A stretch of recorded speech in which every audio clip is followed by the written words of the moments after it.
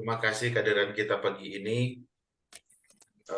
Kembali kita membaca dalam Yohanes pasal yang ke-16 perikop kita. Dan saya ingin coba bukan mundur ya, tetapi saya coba untuk melihat pada perikop sebelumnya. Bagaimana Yesus mengajar kepada murid-muridnya untuk tinggal di dalam Dia. Karena ini ada hubungannya dengan perikop sekarang.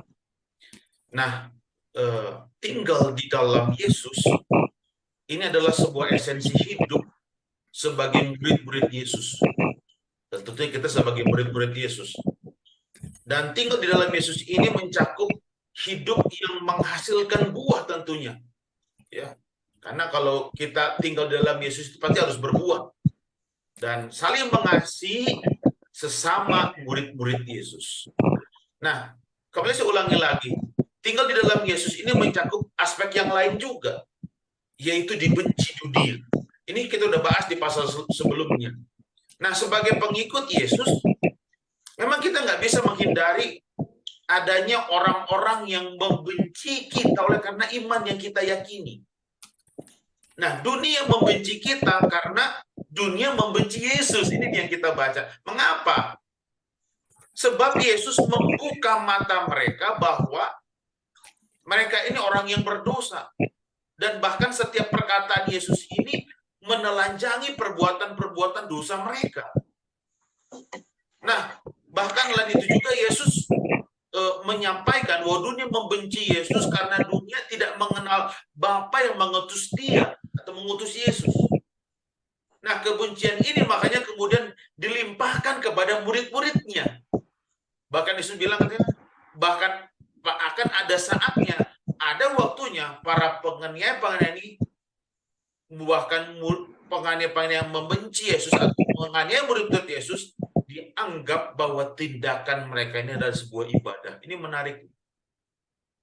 Kalau kita lihat di ayat yang kedua, kamu akan dikucilkan.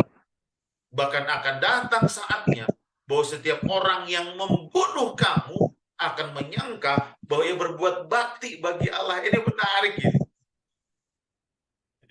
Mungkin kita tahu nih, mungkin kita, kalau Anda pernah mendengar kata teror, mungkin kita sedang dengar apa nih kata teror ini ya?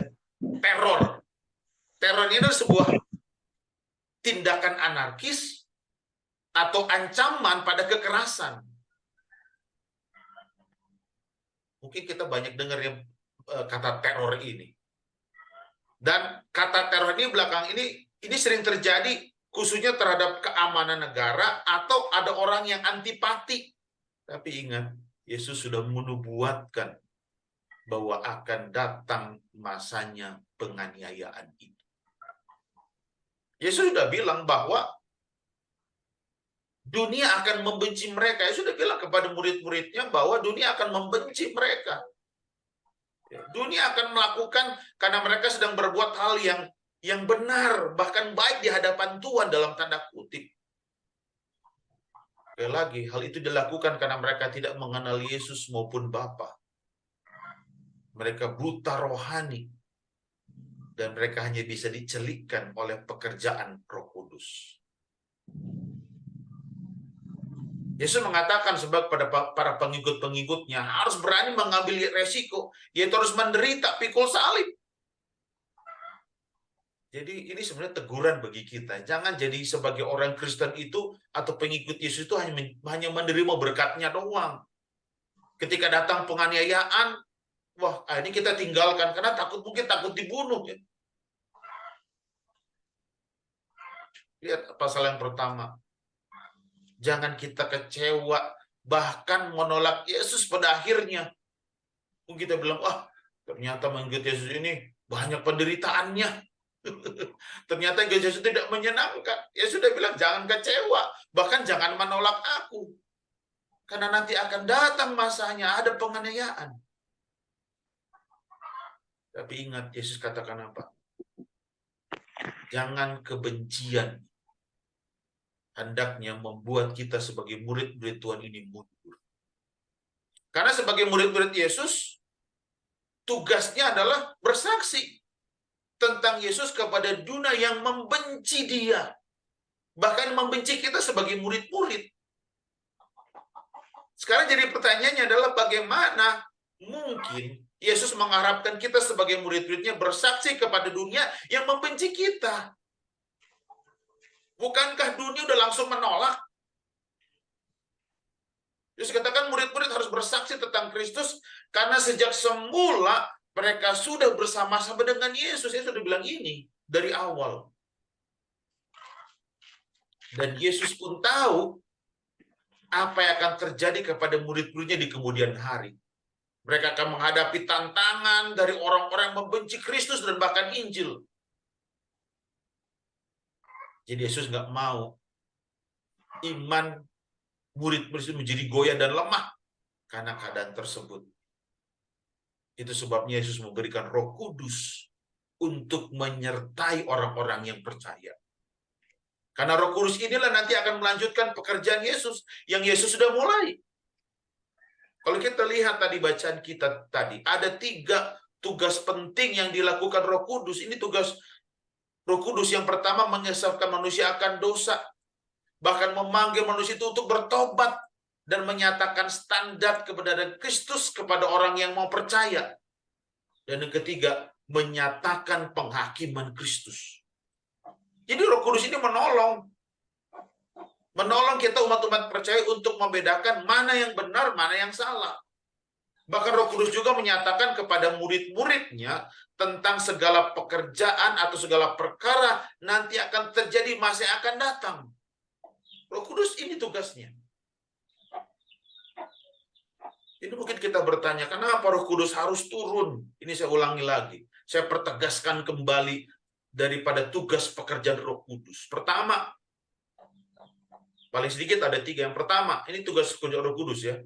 Roh Kudus adalah roh penolong yang diberikan Tuhan, yang diberikan Bapa kepada para murid-muridnya untuk menyertai mereka selamanya. Selama mereka tinggal dalam Tuhan. Kenapa?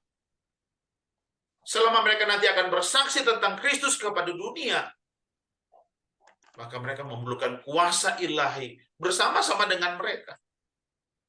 Dan bukan hanya itu saja. Dalam menjalankan misi tersebut untuk menyampaikan kabar baik kepada orang lain, nyawa menjadi taruhannya. Kenapa? Karena dia sudah bilang dunia akan menolak mereka. Jadi yang dilakukan ini penting. Tapi Roh Kudus Tuhan turunkan untuk menolong mereka. Yang kedua, kenapa Roh Kudus turunkan? Karena ini berkenaan dengan misi kedatangan Roh Kudus itu sendiri. Yaitu apa? Menginsafkan manusia akan dosa, kebenaran, dan juga penghakiman.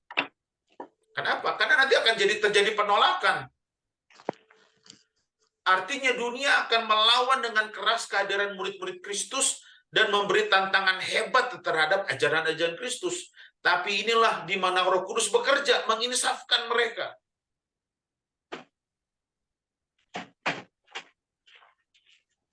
Kenapa Roh Kudus turun? Yang ketiga, Roh Kudus juga menyatakan kebenaran. Karena dia adalah arah kebenaran itu sendiri.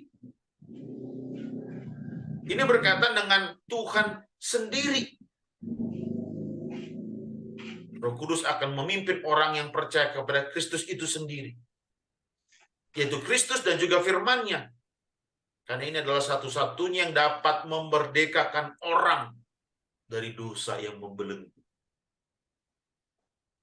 Jadi akan menyatakan kebenaran, dan kebenaran itu akan menuntun kepada siapa? Kepada Yesus itu sendiri. Jadi ini penting.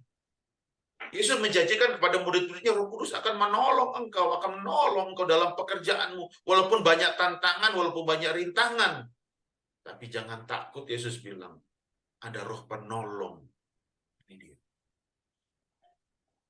Lalu kita lanjut ke perikop berikutnya adalah duka cita yang mendahului kemenangan. Ini menarik. Memang ucapan Yesus ini membuat murid-murid Yesus bingung. Murid-murid nggak mengerti apa maksud Yesus. Bahwa ia akan pergi dan mereka tidak akan melihatnya dia lagi. Namun kemudian bisa kembali melihat dia. Ini kalau kita lihat ya 16 sampai ke 19. Kalau kita perhatikan ayat ini, sebenarnya mempertegas ucapan Yesus kepada Nikodemus ya. Kalau kita baca di kitab Matius, bahwa seorang ini perlu dilahirkan baru dan ditolong oleh Roh Kudus agar dapat memahami kebenaran rohani tersebut. Makanya diulangi lagi, mengutus Roh Kudus agar mereka mengerti kebenaran rohani tersebut dan memuliakan Tuhan. Coba perhatikan ya perikop frase ini. Kepada murid-muridnya Yesus mengatakan tentang suatu keadaan waktu dalam Talmud, waktu yang sama, yaitu tinggal sesaat. Tapi justru menunjukkan akhir yang bertolak belakang. Ya, tinggal sesaat, tapi kemudian kamu tidak melihat aku dan kamu akan melihat aku lagi. Perhatikan frase ini. Mungkin makanya murid-murid bingung. Nah, sebenarnya maksud dari perkataan Yesus ini bahwa dalam tanda kutip ini, sesaat ini dia akan mengalami penderitaan. Dan kematian itu akan menjemput Yesus. Dan murid-muridnya nggak akan melihat sesaat. Nah, suatu keadaan waktu yang menuju pada kesementaraan. Hanya sementara. Nah, di saat inilah duka cita itu melanda.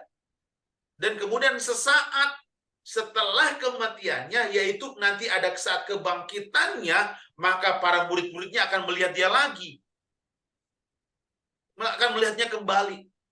Jadi ini adalah satu waktu yang menunjukkan pada kekekalan.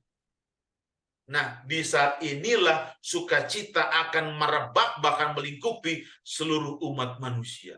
Itu dia dimaksud Yesus. Sesaat namun kekal. Nah, ini dia. Frase sesaat, Yesus harus menderita dan mati. Namun, dalam sesaat pula, maut itu dikalahkan dan ia pun bangkit. Frase sesaat yang akan menciptakan kepercayaan utuh dan lengkap yang menghantar kita kepada kekekalan yang abadi. Kenapa? Yesus memegang kunci kematian. Maka barang siapa yang percaya kepada dia akan memiliki kehidupan yang apa? Yang abadi. Nah, inilah maksud Yesus kepada murid-murid Yesus, tapi murid Yesus nggak mengerti. Ya. Diulang-ulangi frase sesaat-sesaat. Nah, Bapak Ibu, saya mau katakan gini, hati-hati dengan kata sesaat yang dunia tawarkan, bukannya Yesus tawarkan. Hati-hati dengan frase sesaat yang dunia tawarkan. Memang dalam sesaat, ya, dalam frase sesaat ini, sesaat ini bisa kita miliki kenikmatan dalam dunia, tetapi akan berakhir bahkan penyesalan, bahkan kebinasaan yang kekal. Ini sesaat yang ditawarkan dunia. Ini nikmatin aja. Itu simpati aja sementara, sesaat yang dunia tawarkan. Tapi kalau Yesus tawarkan menuju kekekalan, menuju kepada kehidupan yang apa? Kehidupan yang kekal. Nah, sekali lagi, Yesus sebenarnya sedang mempersiapkan murid-muridnya. Yesus katakan bahwa mereka akan mengalami kesedihan yang teramat dalam setelah kematiannya nanti. Pada saat yang sama sebenarnya, pada saat yang sama, orang-orang yang telah menyalibkan Yesus itu justru nanti akan bersuka cita karena kematian dia. Hari kematian Yesus itu bagaikan kemenangan bagi mereka yang membenci Yesus. Namun nanti kesedihan para murid Yesus itu nggak akan lama. Duka cita mereka nanti akan berubah menjadi sukacita. Bahkan nanti betapa besarnya sukacita murid-muridnya yang dalami ketika mereka tahu Yesus yang telah mati itu bangkit dari kematian. Jadi yang dimaksudkan Yesus bukanlah menggantikan duka mereka dengan suka, melainkan duka mereka akan menjadi sukacita. Apa bedanya kalau begitu? Karena begini, banyak orang yang mengharapkan sukacita, tetapi tidak ingin mengalami duka cita dulu untuk memperoleh sukacita itu. Banyak orang nggak mau dia berduka cita. Tapi yang dimaksudkan Yesus, sukacita yang dimaksudkan Yesus ini adalah duka cita yang ditransformasi Allah menjadi sukacita. Jadi artinya murid-murid Yesus itu harus menanggung duka cita terlebih dahulu, baru mengalami apa? Sukacita. Ini dia. Mengapa? Ini dia. Ya, masalahnya adalah manusia nggak suka pada penderitaan. Mereka sukanya pada kenyamanan, maunya nyaman, nggak mau mengalami penderitaan. Tapi sebenarnya masalahnya adalah penderitaan, bahkan krisis itu datang nggak kita undang-undang terlebih dahulu. Penderitaan, masalah, pergumulan itu adalah bagian kehidupan manusia itu sendiri. Itu akan datang dengan sendirinya. Tapi kadang-kadang kita menolak. Inilah yang Yesus tawarkan. Kita harus mengalami duka cita dulu. Pada akhirnya kita akan mengalami apa? Sukacita. Itu sebabnya di dalam perikop ini, kebenaran ini Yesus gambarkan bagaikan apa? Seorang ibu yang mengandung, seorang ibu yang harus melahirkan bayinya. Saya belum pernah merasakan, tapi bagi ibu-ibu yang sudah mengalami ini, sakitnya sangat luar biasa. Tapi setelah anak itu lahir, sukacita itu, rasa nyeri itu akan hilang. Kenapa? Sukacita melihat bayi yang ditunggu-tunggu selama 8 bulan, bahkan 9 bulan. Sukacitanya sangat luar biasa. Apalagi pas menggendong bayinya. Wah, bukan air mata duka cita, tapi air mata sukacita. Seperti itulah derita dan kesedihan dalam hidup murid-murid Tuhan. Ada rasa sakit untuk sekian waktu lamanya, tetapi rasa sakit itu nanti akan berubah menjadi sukacita yang kekal. Jadi sukacita sebagai umat-umat Tuhan itu bukan ditemukan dalam ketika kita memiliki segala sesuatu yang kita inginkan. Seharusnya kita harus bersukacita karena kita membutuhkan Tuhan dan mengalami bagaimana hidup ini dipuaskan oleh Tuhan. Itulah sukacita yang kekal, yang hanya kita dapatkan bila mana kita berpegang teguh kepada Tuhan. Dan perikop ini dikunci, saya suka ayat yang terakhir. Semuanya itu 33 ya. Semuanya itu kukatakan kepadamu supaya kamu memperoleh damai sejahtera di dalam aku. Jadi kalau kita mengalami duka cita, penganiayaan, penderitaan, justru itu akan mendapatkan damai sejahtera di dalam Tuhan. Yesus bilang apa? Dalam dunia kamu akan menerima penganiayaan. Lalu Yesus tutup, tetapi kuatkanlah hatimu. Aku telah mengalahkan dunia. Ini luar biasa. Saya suka ayat ini. Karena Yesus sudah mengalami kematian. Yesus sudah mengalami namanya penderitaan. Yesus sudah mengalami namanya diejek, dihina, dicaci. Yesus sudah alami itu semua. Tapi dia memperoleh kemenangan.